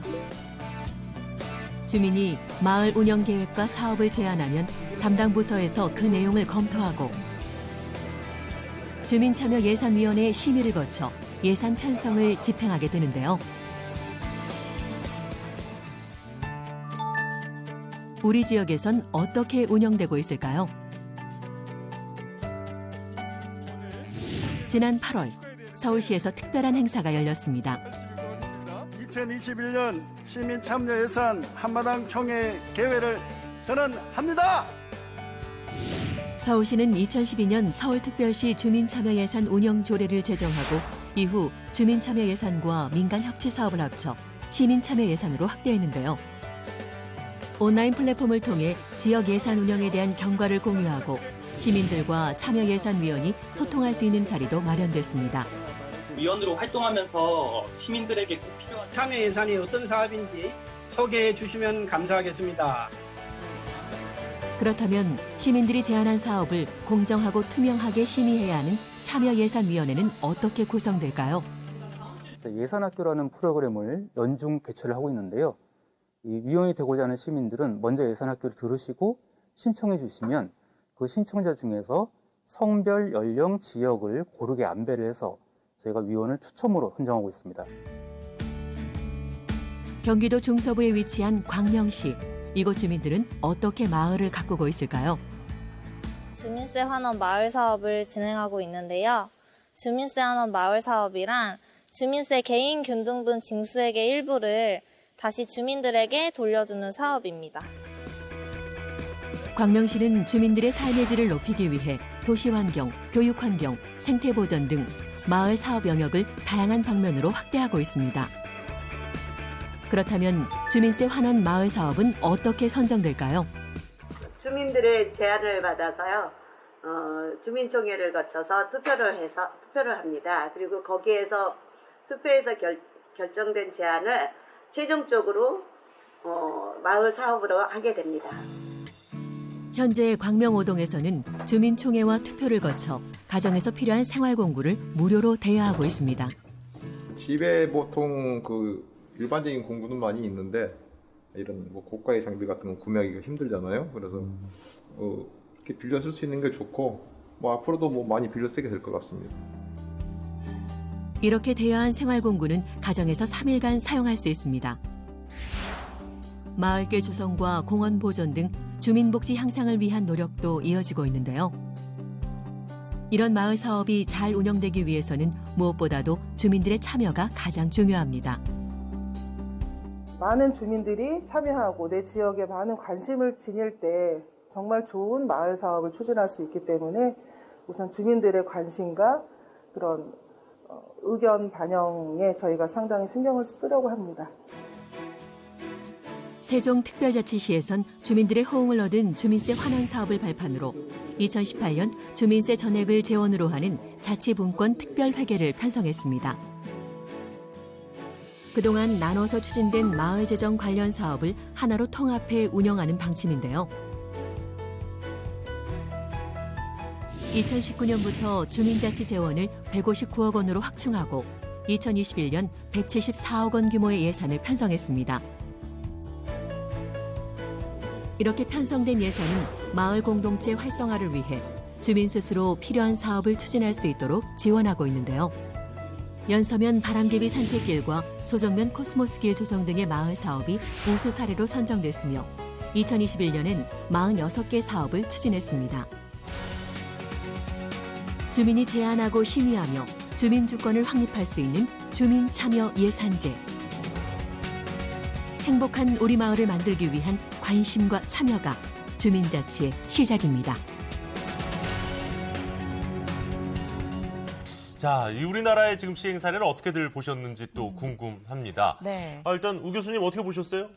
좋고 나쁜 걸 떠나가지고요. 다양한 시도들이 지금 일어나고 있다는 점, 지방자치는 지역의 다양성이 활성화됨으로써 꽃을 피울 수 있는 건데 그런 시도들이 활발하게 지금 진행 중이라는 점이 앞으로 지방자치의 실질적인 자치분권의 그 분위기를 확산시키는데 이게 많은 기여를 하지 않을까 이런 생각을 해봤습니다. 네. 좀 다양한 사업들이 진행되고 있는데요. 소장님은 어떻게 보셨어요? 네, 이게 처음에 이거 시작될 때만 해도 약간의 이제 그런 우려가 있었습니다. 자기 지역에 필요한 사업을 가져가는 어떤 그런 도구로 쓰지 않을까라는 게 있었는데 이게 이제 만약에 결정을 위원들 한 명 한 명이 따로따로 한다면 문제가 되겠지만 네네. 모여서 하다 보니까 우리 지역 전체에 대한 문제가 공유가 되는 거죠. 그래서 거기서 결정들이 이루어지는 것들이 어느 정도 공감대가 있는 사업들이 주로 되게 되는 겁니다. 네. 특히나 이제 처음에는 이런 걸 아까 이제 뭐 단체장이 자기의 어떤 예산 편성권을 내놨기 때문에 시작된 거긴 한데 네. 그때 처음에 뭐 서울시 같은 500억으로 시작해가지고 마중물로 활용을 하고 했었는데요. 이제 좀 적극적인 해석을 하다 보니까 주민세 같은 경우에는 임두세거든요. 그렇죠. 주민이기 때문에 돈을 내는 거기 네, 때문에 네. 이 정도는 한번 그래도 이런 용도로 한번 결정하고 쓰는 게 괜찮지 않을까 해가지고 그 지금 저 광명시나 세종시가 이런 것들을 만들었고요. 네. 저는 그래서 그런 뭐 규모나 사이즈가 어떻게 될지는 각각 토론하고 이제 논의해봐야 할 문제지만 그런 어떤 의도나 저희 정신은 좋다고 생각을 합니다. 그리고 아마도 지금 아까 이제 우 교수님께서 말씀하셨지만 지방자치라는 게 사실은 굉장히 다양한 시도가 있게 되고 네. 그 시도 중에 좋은 것들은 또 퍼지게 되고 네, 네. 이러면서 우리나라 뭐 중앙정부까지 변화시키는 그런 거라고 보고요. 그래서 지금 이제 한국은 뭐 여러 가지 일단 방향에 있어서는 뭐 좋은 방향으로 가고 있는 게 아닌가 싶은 생각이 듭니다. 네. 근데 무엇보다 또 고리투 씨가 어떻게 보셨는지 궁금하지 않아요? 예, 이게 또 그 대성되기 우수 사례가 있는 브라질에서 오셨기 때문에 네. 예, 칼로스 씨는 어떻게 보셨어요? 네, 뭐 사실 아까 브라질 모습을 보는데 이제 한국 모습까지 볼 수 있어서 저는 개인적으로 너무 약간 자랑스러워요. 네, 그렇죠, 그렇죠. 브라질에서 시작했기 때문에 네, 이제는 네. 한국도 이렇게 뭐 시스템이 뭐 법도 만들고 그런 시스템 만들었기 때문에 그리고 사람들이 직접 나와서 직접 목소리를 냈고 그런 모습 너무 아름다웠어요. 더 자주 보면 좋을 것 같고 네. 그리고 다른 지자체에서도 이렇게 더 적극적으로 만들었으면 좋겠습니다. 사실 무엇이든 이제 우리 마을을 위한 아니면 우리 지역을 위한 사업을 하려면 사실 돈이 필요한데 그 돈을 어떻게 할 것이냐 이게 아주 중요한 문제인데요. 이걸 직접 주민들이 결정을 한다는 게 가장 큰 제도의 장점인 것 같습니다. 민 교수님 또 이런 사례 다른 것도 있으면 소개도 좀 해주시고요. 어떻게 보셨는지도 좀 궁금합니다. 예. 그 주민참여 예산 제도를 봐보면 한 3가지 유형으로 나눌 수 있습니다. 예. 이게 이제 뭐 법에서 이렇게 어떻게 하라는 건 없습니다. 참여 예산을 하라는 건 있지만은 네네네. 어떤 유형으로 하라는 건 없기 때문에 제가 보면 한 3가지로 나눌 수 있는데 예. 하나는 이전에 보신 것처럼 주민들로부터 예산 사업에 대한 제안을 받습니다. 네. 제안을 받아서 일정한 절차를 거쳐서 주민참여 예산에 의해서 이런 사업을 편성하자라는 것이죠. 그러니까 제안을 받는 방식. 네. 두 번째는 좀 덜 활성화되어 있는 곳들에서 하는 것인데 공무원들이 예산을 편성하면 주민참여 예산위원들이 참여를 해서 어떤 예산이 좀 바람직하다, 이걸 넣자 말자 이 정도 하는 것이고 네네네네. 세 번째는 사실 저희 제주도에서 예. 하는 형태 중에 하나인데요. 네. 일정의 예산액을 주민참여 예산위원회에 할당을 합니다. 처음부터요? 처음부터. 네네. 그러니까 아까 우리 저 세종시 또는 광명시에서는 주민세 중에 균등분을 재원으로 해서 편성하자. 그러니까 그렇죠. 우리가 예산을 이야기하면 크게 나누면 우리는 쓰는 지출만 주로 관심을 갖는데 세입 예산이 따로 있고 세출 예산이 따로 그렇죠. 있습니다. 그러니까 이 세입을 꼬리표를 달아가서 이건 주민참여 예산 것이다. 네. 라고 이제 세종시 같은 데서 광명시는 하고 있어요. 근데 저희 제주도 같은 데는 200억 원의 예산을 네. 43개 읍면동 주민참여 예산에 이렇게 딱 배분을 합니다. 그러면 이제 제주도는 그러면 200억 원을 받아서 어떻게 할당하느냐 네. 보면은 43개 읍면동 중에 읍면은 동과 좀 확연히 다릅니다. 그렇죠. 그러니까 읍면에 그게 12개가 있는데 4억 원씩을 일단 줍니다. 네. 그러니까 이 읍면은 인구가 많은 애월읍 같은 경우는 5만 5천 명 정도 되고 추자면, 우도면, 흔히 얘기해서 우도. 네. 우도면 같은 데는 2,000명 내외입니다. 거기도 4억을 주고. 네네네. 나머지 32개 동지역은 2억 원을 줍니다. 오히려 읍면에 더 많이 지원을 하는군요. 그렇죠. 읍면이라는 게 범위가 그렇죠. 넓죠. 예. 지역이 넓고. 그러면 이게 200억 원 중에 얼마냐면 110억 원입니다. 네네. 그러면 나머지 90억 원을 어떻게 하느냐. 도민들이 공모를 받습니다. 우리는 이런 사업을 하겠다. 그러면 저는 제주시 아라동에 사는데 예. 저희 동네에 무슨 사업을 할 게 없을까? 라고 해서 이제 제가 막 제안을 하겠죠. 예. 그러나 이제 어떤 한계가 있냐면 남의 동네 생각을 안 할 수도 있는 것이죠. 그러면 이 예산 제도가 주는 뭐 장점, 단점이 있어요. 장점이라는 것은 확실하게 내가 쓸 수 있는 몫이 정해졌다. 그렇죠. 이거 굉장히 좋은 겁니다. 줄지 않으니까. 줄지 않으니까 이건 네. 내 겁니다. 네네네. 그런데 이제 반면에 단점이라고 하면 200억 원 이외에는 관심 갖지 말라. 그 이상 뭐 이럴 수도 있죠. 이제 다른 예산에 대해서는 네. 참여가 좀 제한이 돼 있죠. 그러니까 과연 이것을 어떻게 발전시킬 것이냐. 그러니까 아까 이전에 말씀드린 것처럼 제가 한 3개 유형으로 나눴지만 네네. 어떤 유형이 가장 바람직하다 이게 지금 안 나와 있습니다. 그렇죠. 또 제주도는 다른 지역과는 다르게 참여예산제가 운영이 되고 있는 그러니까요. 그렇습니다. 예. 그런데요. 어쨌든 뭐 가장 의미 있는 것은 지금 대의민주주의가 실시되고 있는 우리나라에서 이 주민 참여 예산 제도만큼 직접 민주주의에 가까운 제도가 좀 없는 것 같습니다. 그렇다 그렇죠. 보니까 더 인상적이긴 한데 그렇다 보니까 아무래도 좀 이 제도적이나 뭐 좀 한계점도 명확히 보이는 부분들이 있는 것 같아요. 그렇죠. 예, 어떤 부분들이 조금 더 이 개선이 되면 좋을지도 좀 소개를 해주시면 좋을 것 같아요. 그렇죠. 이게 브라질의 포르토 알레그레에서도 맨 처음에 이런 문제는 발생을 했어요. 뭐냐면 우리가 일정 단체장이, 그러니까 시장이 예산을 편성을 해서 의회에 제출하면 의회가 우리 현재 법상으로는 삭감을 하거나 폐지를 할 수 있는 권한이 의회에 있죠. 네. 이거는 뭐 의회의 고유의 권한이죠. 그렇죠. 그런데 이제 이런 전통적인 제도가 참여 예산이 실시가 되면서 참여 예산 초기에 예산을 편성하면서 직접 민주주의가 이제 강화가 돼버린 거예요. 그러면 주민이 직접 편성한 예산을 우리 브라질에서도 시장이 그대로 이걸 받아들여서 의회에 제출을 하는 겁니다. 네, 네. 그럼 우리도 마찬가지인데 주민들이 참여한 예산을 의회에 제출했는데 의회는 이 예산을 또 삭감을 하거나 폐지를 한다면 사실상 직접 민주주의를 또 훼손하는 이런 그러네요. 일이 발생하죠. 예. 의회 입장에서는 우리가 주민의 대표인데 예산안이 편성돼서 오면 이 예산에서 전혀 삭감하거나 폐지를 못한다면 역시 또 우리가 근간을 이루고 있는 대의민주주의가 훼손이 되는 것이죠. 그렇네요. 예. 그래서 실제 이제 브라질의 포르토 알레그레에서는 시장이 주민이 편성한 참여 예산을 통해서 편성한 예산을 그대로 제출하면 의회에서 그것을 크게 문제가 없다면 그대로 수용하는 네. 그런 절충안들을 통해서 오늘날까지 발전하게 된 겁니다. 그러면 이제 우리도 그런 제도적인 부분을 법에 규정하기보다는 네. 어떤 운영하는 데 있어서 우리 지혜를 발휘해가지고 참여 예산에 편성된 것들을 의회가 존중하는 차원에서 그대로 예산안이 제출되면 예산을 의결하는 그러한 게 하나 있고요.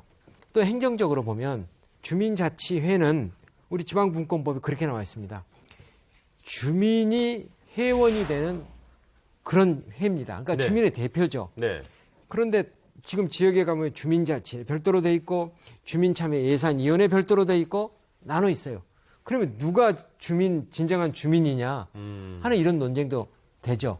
그래서 앞으로는 그러니까 주민자치회가 중심이 돼서 이 주민참여 예산 제도도 같이 하는 어떤 일원화시키고 두 번째 또 행정적으로 보면 지금 잘하고 있는 자치단체는 대표적으로 단체장들이 권한도 내놓고 예산도 내놓고 세종시만 해도 170억 원을 쓸 수 있는 예산입니다. 그렇죠. 그걸 주민에게 내놓은 겁니다.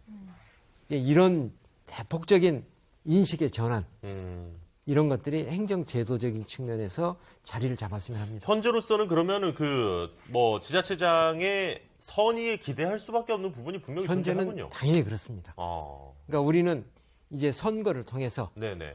그런 자치단체장을 많이 선출을 해야 되겠죠. 권한을 주민들에게 다시 내놓는 그런 자치단체장.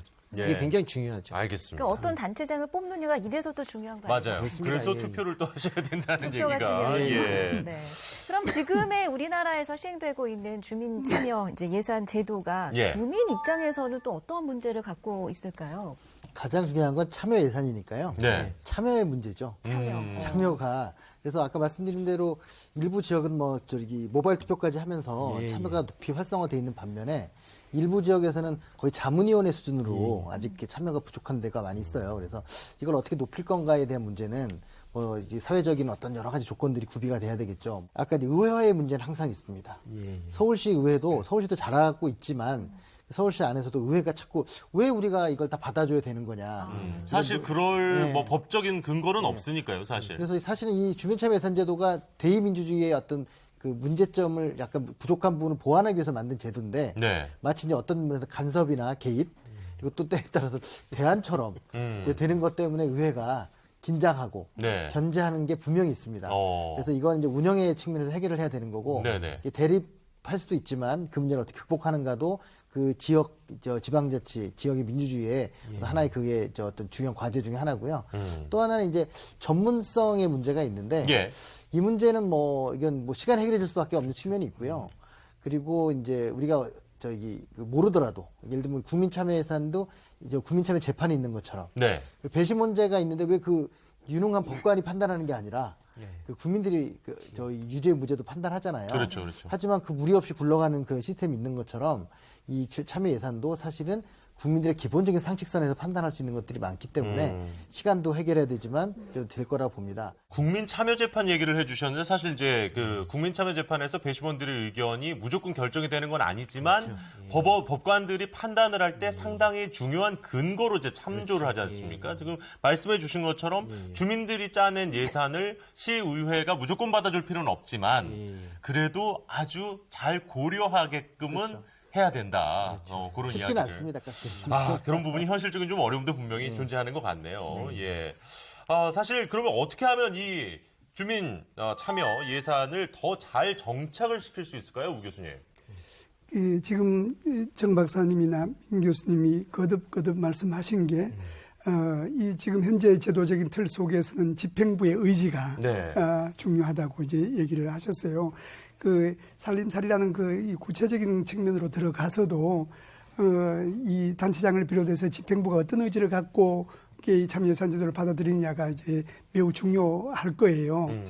그런데 이 지방재정이라는 관점에서 보면 더욱 더 중요한 거는 설령 그런 의지가 있더라도 그걸 받아 안을 수 있는 그 재정활동의 이 자율성, 이 운신의 폭이 좀 넓어야 되는데 말하자면 중앙정부로부터 그 지방정부가 할 수 있는 자율성이 얼마나 넓은가 이게 매우 중요하다고 생각합니다. 우리가 자주 듣습니다만 총량적인 면에서만 볼 때는 그러니까 나라 살림살이로 볼 때 지방정부가 교육을 포함해서 6을 하는데 중앙정부는 4를 한다든지 그런데 세금을 걷는 거는 중앙이 8을 걷는데 지방이 2를 걷는다든지 지금 문재인 정부 들어와서 이 거듭되는 그 분권의 노력 시도에도 불구하고 아직 괄목할 만한 어떤 이 변화는 이제 보인다고 하기는 어려워요. 이제 그런데 양적인 측면에도 그러해서 이 폭이 좁은 데다가 주어진 범위 속에서 실제로 운영하는 과정에서 그 예산 운영 과정마다 이 중앙정부의 각종 규제나 통제가 이렇게 딱 자리를 잡고 있어요. 아까 이 정 박사님 처음에 말씀하실 때 예산 운영 기준이라는 것이 내려와서 그게 긍정적인 면도 있지만은 이게 중앙정부의 시책은 이러하니까 따르시오 이렇게 권유하는 것 같지만은 이게 그거를 따를 수밖에 없는 그런 구조가 되고 있다든지 어떤 그 지역의 수건 사업을 하기 위해서 일정 규모 이상의 투자 사업을 하려고 하면은 그건 또 이 위에서 중앙정부 또는 상급정부에서 심사를 해서 괜찮다 그러면 해야 된다라는 규정을 준다든지 또 이렇게 어떻게 꼭 해야 될 일이 있는데 좀 부족한 돈이 있어서 그 채무를 발행하고 싶은데 그런 경우 예전에 비해서 많이 완화가 되기는 했다고는 하지만 아직도 그 발행이라든가 관리 부분에 있어서 각종 규제나 통제가 법률이나 시행령을 통해서 가해지고 있어요. 뿐만 아니라 이게 이 지방세 부분에 있어서 이밖에 안 되는 그 세금이지만은 거기에 있어서도 과표를 조절할 수 있는 권한이라든지 이제 지역 경제를 살리기 위해서 어느 부분에는 좀 깎아주기도 하고 이루고 싶은 경우가 있을 수 있잖아요. 감면을 운영할 수 있는 그 권한이라든지 이런 게 대부분이 중앙정부에 있어요. 이제 기속이 돼 있어요. 이런 상황에서 설령 이 두 분이 말씀하셨듯이 지방정부 이제 단체장이나 이 집행부 이 관료들이 좀 더 주민들의 의사를 이렇게 받아들여서 한번 해보고 싶다 하더라도 운신의 폭이 별로 크지 않아요. 그래서 이 문제를 얘기를 할 적에는 우리가 지방정부가 얼마나 재정 운영상 자율성을 가질 것인가, 갖게 할 것인가, 어떻게 되어 있는가 이 점에 우리가 유념을 해야 된다. 그러니까 가이드라인이라고 준 건데 이게 이제 오히려 발목을 잡는 또 그런 형국이 된 거죠. 네, 그렇습니다. 예. 예, 아직은 그런 형국입니다. 네. 그러니까 지방 정부의 재정 운영상의 자율성이 좀 더 보장이 돼야 되겠다를 강조해 주신 거예요. 그럼 민디 교수님은 지금 현행 이제 우리나라에서 시행되고 있는 주민참여 예산제에서 이것만은 꼭 시급히 개선됐으면 좋겠다 하는 부분이 있으신가요?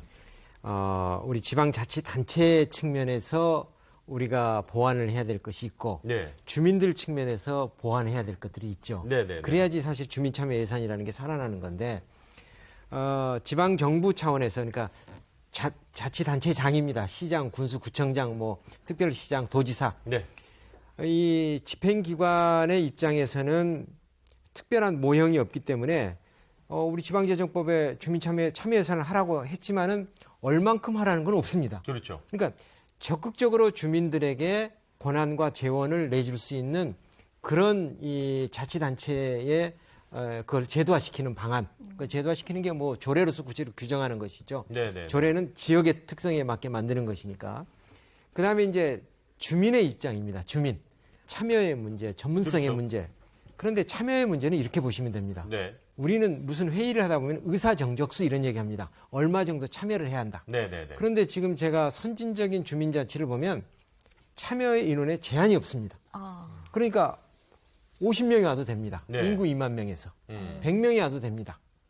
이 이면에는 뭐냐면 스스로 포기하는 권리는 보호하지 않는다라는 겁니다. 안 왔으면 말하지 마라. 그렇죠. 왜냐하면 이러한 것들이 참여하는 사람에 의해서 우리 지역이 바뀌더라 하면은 그 참여 예산을 통해서 내 삶이 바뀌면 주위에서 보고 나는 참여하지 않으면 큰일 나는구나.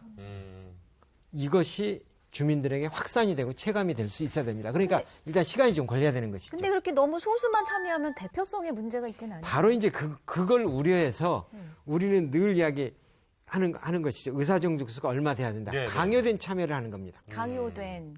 그러나 진정 우리가 이야기하는 스위스의 주민자치, 미국의 주민자치 아주 소수입니다. 인구 2만 명에 50명 이상, 200명 이상 참여하면 된다라고 보는 것이죠. 우명동 교수님 내 이웃인데 꼬박꼬박 참여를 해서 이분은 뭔가를 만들어내더라. 이게 우리 눈에 확실히 보여야 되는 것이죠. 이 과정을 겪어야 됩니다, 우리는. 두 번째는 전문성이라는 거. 시간이 지나면 해결이 되는데 우리가 지금 참여 예산을 보는 것은 보통 사람의 지혜, 상식 이것이 참여 예산에 녹아 들어가서 우리 주민이 원하는 것이 이것이구나 라고 본다면 우리가 주민 입장에서 보완해야 될 사항, 선출직 공무원들이 과감하게 권한을 주민에게 내놓는 그런 인식의 전환 이런 것들이 이루어진다면 참여 예산이라는 게 저는 앞으로 크게 발전할 것이라고 봅니다. 정 소장님? 민기 교수님 말씀하신 대로 해외 사례나 우리나라도 보면 참여를 제한하면 오히려 참여가 더 줄어드는 역설이 있습니다. 제한 안 하면 오히려 더 많이. 그렇죠. 이제 그런 약간 역설이 있고요. 네. 그런 면에서 보면 지금 우리 지금 지역들 잘 되고 있는 지역들을 보면 굉장히 규모가 커졌죠. 10% 네. 뭐 은평 같은데 10% 넘는 건 대단한 거거든요. 그럼요. 그래서 처음에 저는 동원을 하지 않았나 의심을 봤는데 뭐 처음엔 동원도 일부 있었어요. 뭐 학교 같은 데서 이렇게 하고 그랬었는데 이게 효능감을 느끼게 되니까 내가 이렇게 투표를 해봤는데 내가 결정한 게 사업이 됐더라 이런 걸 느끼게 된 거예요. 그러다 보니까 그 다음에는 동원하지 않아도 참여하는 사람들이 많아졌고요. 그리고 이제 그러다 보니까 효능감을 이렇게 결정되는 것에서 효능감을 느끼게 되니까 고민을 시작하는 거죠. 사실은 우리가 이 예산 사업을 한다는 것, 이 목적이 뭡니까?